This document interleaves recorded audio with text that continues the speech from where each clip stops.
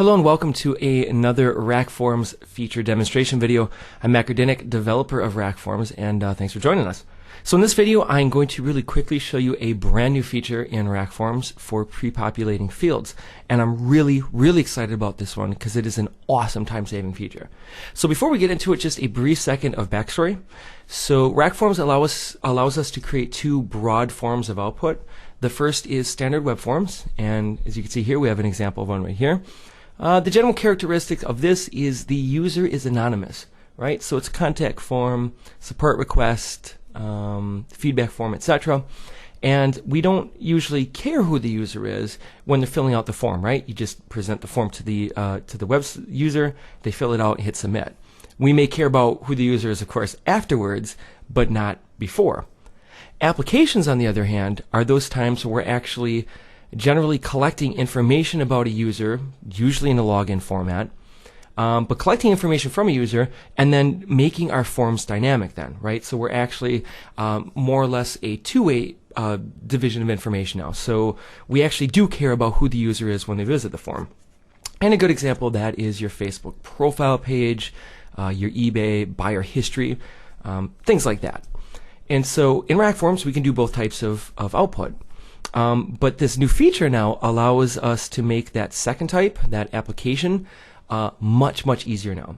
So what is it? Well, basically I have a form here that I want to pre-populate with a name and email field from a query. And a query is this guy right here. And as users of RackForms will know, this is an incredibly powerful module. It allows us to query a database at any time and then return the results of that query into a standard PHP variable. Saves us, of course, from having to write PHP code to do database transactions. In this case, I'm actually going to simplify the select statement, and we're just going to select all, select star from FB demo. Now this is going to return us essentially this right here, right? Here's the FB demo table. This is its contents, and you can see we have a name, age, email, a couple other fields in here. And so what we want to do is we just want to assume that in this application we want to pre-fill this information because it's a profile page. And so to do that now, we're going to click the field. We're going to scroll down to its default value right here. And just to show you how we used to do this, when I roll over here, we get a tooltip. And as you can see in the second set of yellow fields there, we have those what we call tokens. So you can see the F field, S session, etc. These are known as tokens. And what they allow us to do is to really simply add dynamic values to our forms. The trick has always been is that when we have a query element, that token format is a little bit more complex than I would like it. Unfortunately, it's a necessity because a database query can return more than one row.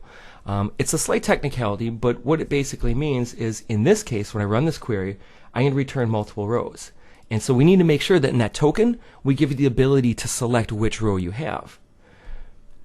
The good news is, though, is that slightly more complex token format is now really simple to manage because we no longer need to know the token format.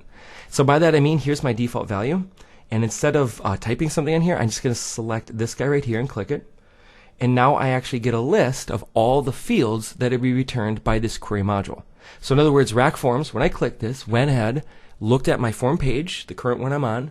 It said, are there any query modules on here? There are. All right, well, let's run that query and figure out what fields the database is returning.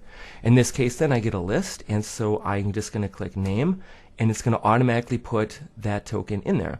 Then I'll do the same for email right here, and now you'll see that when I run this form, we get two dynamic fields, right? We're querying the database, and we're returning the name and the email.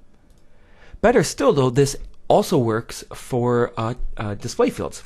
So another common thing that we're going to do in an application is we're going to customize our page. So we'll have a heading that says welcome somebody. And so let's actually do that. So I'll say welcome. And now I'll once again click the same element right here. And then I'm just going to put in name. And now when I run this form, you'll notice that welcome and the dynamic values populated there. This also, and just importantly, works in WYSIWYG mode as well. So if I actually toggle this WYSIWYG mode on here, I can actually insert, let's say, a table. And even though this is going to be a really simple example, I can just go ahead now and select my dynamic values, drag this guy up here, and just put my cursor where I want the value to go, and put these dynamic fields in like so. Again, this is a quick example, but you can see here now that this information is populating in this field right here. Finally, I should also mention this works just as well for hidden fields as well. And as developers, hidden fields are incredibly important for saving I don't want to say important, but non-sensitive information where we can carry it from page to page, right? So perhaps a coupon code that somebody entered, something that is that's not sensitive, like a password, something like that. But that also works just as well for hidden fields. So that's a new feature. And again, the big point here is that when we're developing applications, we're often going to have that need to create default values and custom values in our forms, and we could do that very, very simply now. So I'm really excited about it. So that's our quick look at the new feature. Questions, comments, love to hear from you. The email address is info@rackforms.com. Feel free to get in touch with us at any point. And thank you once again for taking the time to check out this video.